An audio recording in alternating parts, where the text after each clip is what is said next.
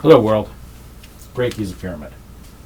Well, I say Great Giza Pyramid because that's what I started with. I did not realize that the whole entire Giza Plateau is a system. I'm not going to make you buy a book to understand how it works. I'm going to tell you right now, buy the book where I can explain it and hopefully answer some other questions, but it's pretty simple. Just add water. The entire plateau,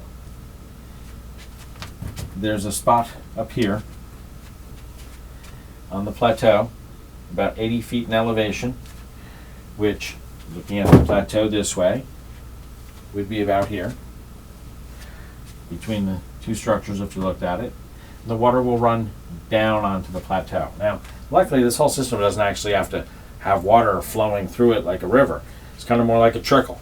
The way I see it, it is actually functioning pretty, doesn't need a whole lot of water. It takes a lot less water than our data center in Utah, let's put it that way.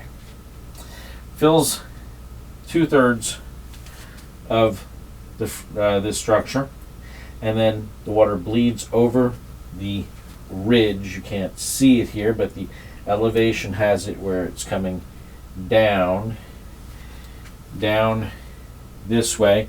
This is a higher elevation, this is the lower elevation, this is ground level. It chews into the ground, so it fills that area, flows down. It actually flows on either side here and then joins it, and it flows down, and down by the Sphinxy level it flows over a little waterfall there into returning itself to what would have been the Nile River at the time, feeding itself from the aquifers from a higher elevation, like a mile plus more up the river, coming down, feeding there. Now they could have artificially brought the water to a higher elevation, and it could be John Cadman's pressure pump for all I care. I don't. When you see the level of knowledge that they had when they finished with this, we can discuss all sorts of things. But the way I see it, I think they would have done a lot more organically, and I believe they were using the aquifers that probably naturally exist as a vein, most likely next to many major rivers, but not going to get into that right now. The water would flow through there. Now part of the water is going to be deviated over to here, and that would be at a slightly higher elevation, enough that its elevation here would flow down into the system. Now remember, we had to dig down here to get to the floor level, so let's return that 20 some feet of sand. It doesn't have to be a very deep thing, it doesn't have to be very deep at all. I think it's probably 5-7 feet deep right there. It's the area to play with near the mouth, or what we like to call the entrance there, that was covered with rocks to hide all the stuff. Anyway, the water would be coming in through those rocks, and I'm going to suggest to you later, or as the system grows, that oxygen would have been fighting out.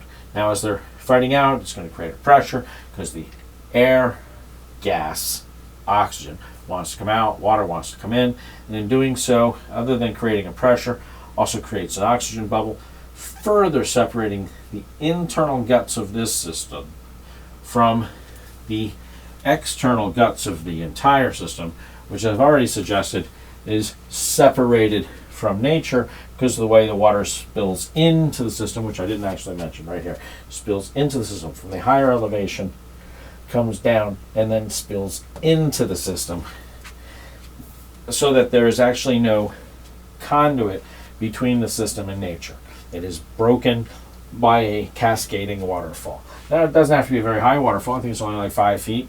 And then down here, here, where they exit out, people stand there. I think it's at like eye level, or at least somebody can reach up there. So again, we're not talking deep, and that would have been in some water there. So we're only talking like maybe 5-7 feet of gap, but enough that there is a break from the system, from nature. Now again, I didn't design any of this. Just telling you how, logically, if you dump enough buckets of water up here, it will run down. Nature will have it run down, and it will, when it gets there, eventually spill into there. Nature will do this, okay? Not making it up. Nothing special here. No hocus pocus. Nature will collect on the surface of the structures static electricity. nature, the way this one is configured. Mr. Bergdahl, I think was his name.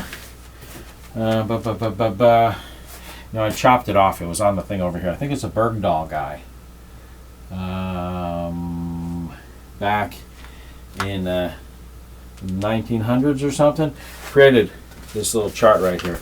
They climbed up and down the surface. Now, back in the, I think it was the mid-teens, 20 teens, some guy from, I think it was MIT or something like that, had the advantage of flying stereo drones and actually mapping it out a little bit even better.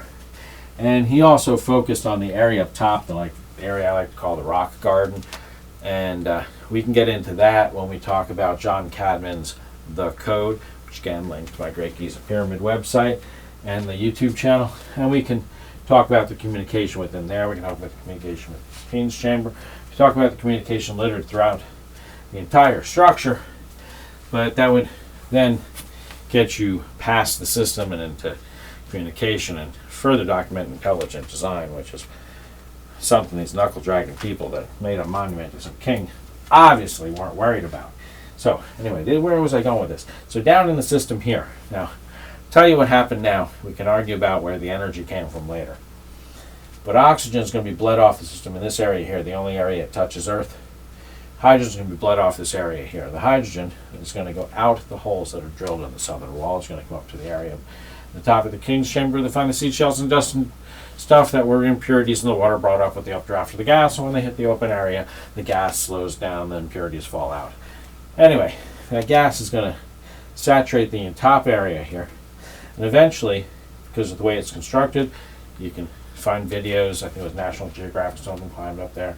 You notice that there's an area where it goes down behind the King's Chamber, down behind and below it. And that's because it comes up through the hole that they like to have covered over with a piece of metal and painted so it looks like a piece of rock out of sight, out of mind. When you walk on it, you don't notice you're going clink, clink, clink instead of walking on rock. Yeah, anyway, so it's back here located in this area. That's where the hydrogen would come up. That's a backflash arrestor is the way it's created. But we'll get into that later. Come up into the room, burn together with oxygen. Where's the oxygen come from? The only conduit that exited Great Giza Pyramid, other than this one where it comes in, and we can honestly bicker about some other ones that may or may not exist within this conduit here. And within here, I think there's one that goes to the structure outside to maintain the pressure and work with some of the switches. But we'll get into that one later. But I do think it does exist. Well, it does exist. I think that's what it did. Well, also can't promise that it terminates out there. But it's logical that it does. And it could be wrong. It could terminate somewhere else. But it's still, there's a conduit that comes out of there. It goes somewhere. We'll bicker about that later. The system up here is maintained to pool the waters. Remember, they had to break through three walls right there to, that were magically moving walls that didn't move. But anyway, broke through there. That would pool the water. That water would have pooled, and in doing so, actually controls. It's very cool the way they did it. Take a look at the entranceway to that room. It currently has a fan in it. So on my website, photos.giza, greatgizapyramid.com, photos.greatgizapyramid.com, links to photographs. Take a look at it before the fan was put in there, and you will see how it is shaped. And you can even see the reaction line, the water level and the reaction line, the discoloration, where as the water level would rise, it would choke off the reaction. As the water level lowered, it would allow more air in. Air, 21% oxygen, 78% nitrogen, a bunch of other little elements. We can honestly argue about those if you really want to get into it, but primarily it makes water runs down through the system. Now, in doing so, it's also going to carry on a bunch of other things. This area here, I like to call it the condensation room. I like to call it the Grand Gallery. You notice the way it's shaped, droplets of water. If they form to the wall, the way it has a little knit shape. I didn't build that room. The room exists. I'm just telling you what would happen. It's basically raining. Big rain chamber. That rain is going to help pull the static electricity down into the system. The whole system is designed to pull static electricity down into the system. Static electricity is quarantined into the Queen's Chamber. That's not completely quarantined. It's constantly being drawn into there. the same time, the system is also enriching heavy water. Now you can look into what happens how we make heavy water. Just look into how today we make heavy water. Picture this system, okay? If you don't even know what heavy water is, fine, you don't have to believe me. Once you know what heavy water is, it's right there in front of you. And when you know how we make heavy water, you understand that heavy water has a slightly tighter bond. Lighter water breaks first, so this whole system is, as it's functioning, weaning out heavy water, weaning out average water for heavier water, maintaining the heavier water, pooling the heavy water. And I suggest to you that they're tricking the heavy water into maintaining within the system and actually condensing over here and pooling over here. And that's a quick run through, and I can go into and expand on it, but I wanted to give you the quick run through. And anybody who follows this path of thought, I'm going to suggest to you, is following, I think, the truth. And since everything needs a theory name, it's not really a theory, it's an understanding, it's a finding, it's whatever you want to call it, but I call it the resident ambient frequency and force. That's because at every point you have to compare everything with something else. And at any point, nature is going to be taking whatever has an abundance and yielding it to what doesn't. Heat yields to cool. Higher frequency pushes to lower frequency. Heat gives to coldness. I think I already did that one. You know, it's just higher pressure gives to the lower pressure at every point within this system. And what we are actually doing is trapping certain compounds within certain bubbles where it is uncomfortable and can't get to the next step. That's what they're doing in here without something occurring. Now, we can get into cold fusion, we can get into low energy nuclear reaction, because I think when all the dice falls, we got some magic happening within there. This, I think, is just normal everyday condensation, and this is collection and maintenance. The area out here is to control the pressures of what's occurring, and that also is maintained by the pressures here. There's a whole lot more to it. It's not some tune for some dead guy. This is a functioning system.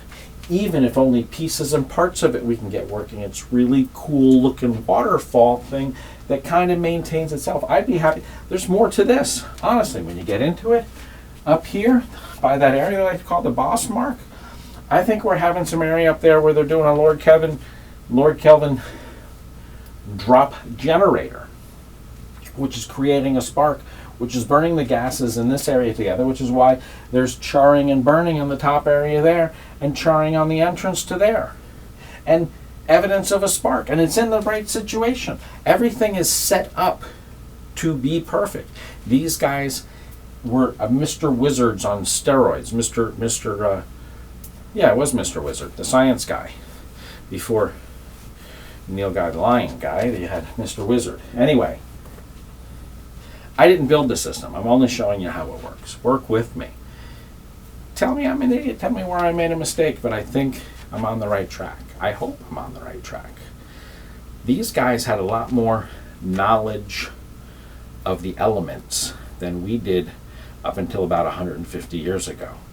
They demonstrated with this awesome, skillfully designed piece of machinery. They got a ground here, the Osiris shaft. That's the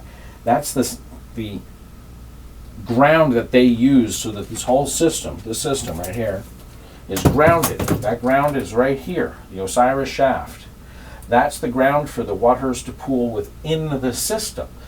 The waters outside the system, they're connected to nature, but within the system, everything goes to Osiris shaft. And the Osiris shaft actually plays with the water levels there too. The way the shaft is as the water's flowing down.